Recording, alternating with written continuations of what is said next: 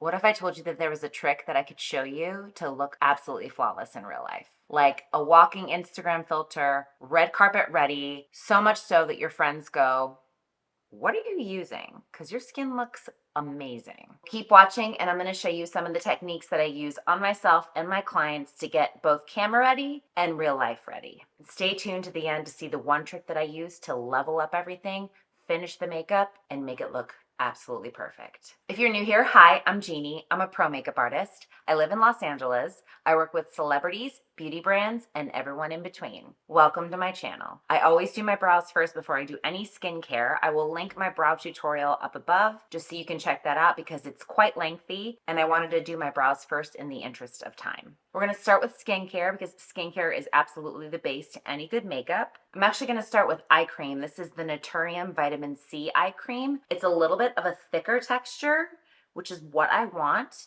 to help create a really smooth canvas for the foundation and the concealer to go on top of. So I'm just going to tap that in. I like to bring it all the way up into the corner right here and just tap it out. And I usually bring it all the way up to the temple.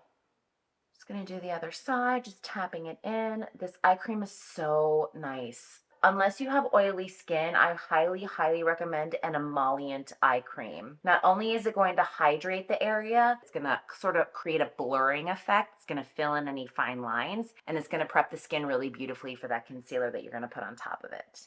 For moisturizer, I'm thinking along the same lines as far as something that's a little bit more emollient, a little more moisturizing. I'm a little more on the dry side anyway, so I'm going to use the Hydra Bio cream from Bioderma. The texture of this is wonderful. It's a little bit thicker and it's super, super hydrating. Otherwise, I would probably suggest something like the Alpenbeauty. This is the Melt Moisturizer. It's a little bit thinner, no less hydrating, but like I said, I'm just sort of thinking about textures. I'm using a heavier moisturizer in the sense of thinking about not patching up the skin, but creating that layer underneath the foundation that's already super hydrated and maybe filling in a few lines, sort of blurring, almost like a primer in a way. I'm just going to take the end of a brush and just grab some out of here on my hand. And whenever I'm moisturizing, I always like to work up. I try not to pull down. Gravity is already doing that for me. You know what I mean?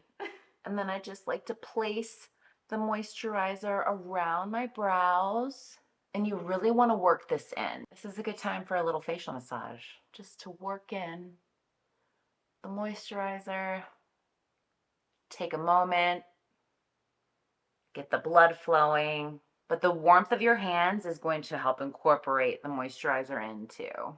Also, if you have the time, moisturize your face and then go get a cup of coffee or go eat your breakfast. Wait about 5 to 10 minutes before you start your foundation. It's always so much more beautiful because the moisturizers have that time to soak in and get really happy on your skin and get ready for that foundation you're going to put on top of it. So skincare is done. As I said, it's very important just to make sure that we're prepping the canvas. I'm going to go into foundation and I'm going to use the Haus Labs foundation. This is a new obsession of mine. It is amazing. Shout out to Lady Gaga and Sarah Tano for developing this because it is magic. I want this in my kit so badly. Hint, hint. It's the Triclone Skin Tech Foundation. It is a medium to full coverage foundation, but the best thing about it is depending on how you apply it, you can do a really light layer, and because it has so much pigment to it, it will give you such beautiful coverage, which is also great because it means that you're using less, so your investment is going farther if you decide to purchase this. It photographs beautifully. The reason I wanted to use this foundation is to stress how important the base is that you're using. Other brands that I would recommend would probably be the Lisa Eldridge Seamless Skin Foundation.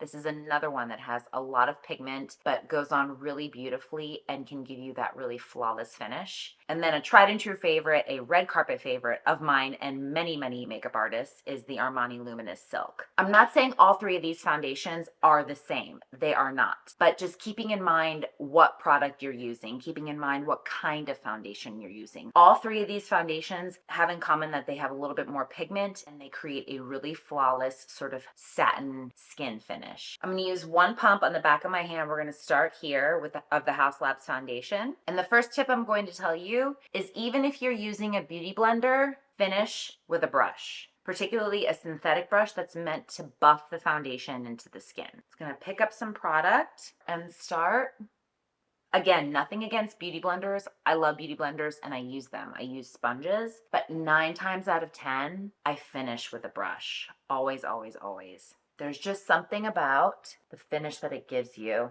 It looks more polished and it looks like skin.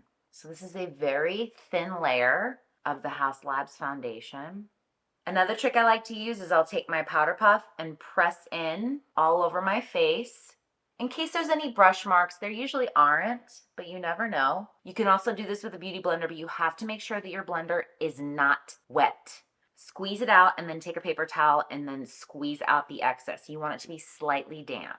If it's too wet, it will pick up product and you will get patchiness, I promise you, and it is a mess. Moving on to concealer, I'm using the Tower 28 concealers. I'm going to mix these two, mostly because this one, which is DTLA, this one is a little bit light for my skin, but I love the brightening quality of it. And this one, which is EP, is a little bit warmer and when mixed with this, kind of create the perfect shade for me. These concealers are very similar in texture and coverage to the NARS Radiant Creamy Concealer, and in my opinion, that's one of the most perfect concealers that has ever been made. So again, thinking about when creating a flawless base, what are you using? Do you need 2 concealers? No. Do I recommend it? Yes. Because that way you can customize exactly what you need. If you need a little bit more brightness under the eye, you can put the lighter concealer in. If you need to color correct all over the face and you need it to match your skin tone, you can put a little bit more of the deeper shade in. You can become your own makeup artist and create shades that work specifically for you. I have the 2 shades mixed on the back of my hand. I'm just going to take my finger, tap it right under the eye like that. The texture of this concealer is so good. I'm going to take a little on the top of my nose and then right underneath. So this is another one of my tricks. I'm not taking the product on a brush and placing it onto my face. I'm taking my warm fingertips and pressing the product in first. This is also going to help ensure a flawless base. Just gonna place a little on the eyelids. We're gonna go back with the foundation brush and just blend everything together using circular motions. If I sweep, I notice sometimes I get brush strokes. So I'll just tap and then I like to buff it on the eyelid. If you need to get in that little corner, use the other side. And once again, taking my powder puff. Another secret to a flawless base is using cream products and then layering with powder products. Cream products tend to blend more seamlessly into the skin. So when you have that base and then you put powder on top of it, once again, it's going to give you that flawless finish. For contour, I'm using the Charlotte Tilbury Contour Wand. I'm grabbing my favorite brush for this technique. It's the Smith Cosmetics 151 brush. I love the size of it because it enables me to really press the product in. And as you can see, the shape of it kind of matches the cheekbone.